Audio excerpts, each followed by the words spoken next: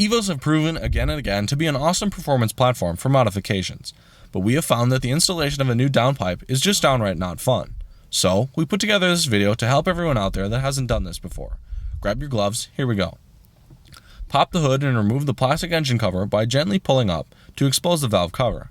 It doesn't take much force for it to come out of its mounts. Our project car is shown without a cover, but it is the large plastic cover on top of the engine that says MAPerformance Turbo. Remove the strut tower base by removing the 3 14mm nuts on each side of the top of the strut towers, and the 2 14mm bolts in the middle attached to the chassis, and set aside in a safe place.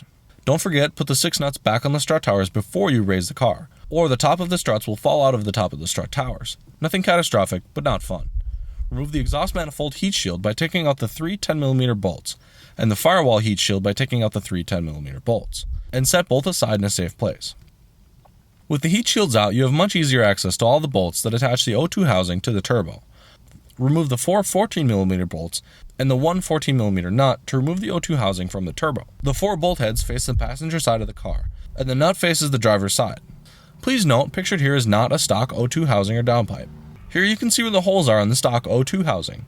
The yellow indicates where the bolts are that face the passenger side of the car, and the red indicates the position of the nut that faces the driver's side of the car, on the opposite side of the turbine housing. All of these bolts can be removed from the top side of the engine compartment. Lift the car, remove the O2 sensor from the downpipe, and the one after the catalytic converter, and unbolt the stock downpipe from the catalytic converter, or test pipe. For easy removal, we recommend removing the cat, or test pipe, completely from the car before removing the downpipe. Everything should be loose. Remove the stock O2 housing and downpipe from the car. Reverse the last steps for reinstallation of your new downpipe. Double check that all the bolts are tight and start the car and check for leaks. Exhaust leaks can be identified by a puffing or ticking sound coming from any joints or flanges in the exhaust system. Always use new exhaust gaskets to prevent exhaust leaks. And you're done. Step back and admire your amazing mechanical abilities and enjoy your new downpipe. Hopefully this was helpful for some of you out there who are thinking about tackling your own downpipe install. Stay tuned for more tech tips and install guides in the near future, or check out the MAPerformance.com/tech site for many more. And as always, subscribe for more awesome updates from us at MAPerformance.com.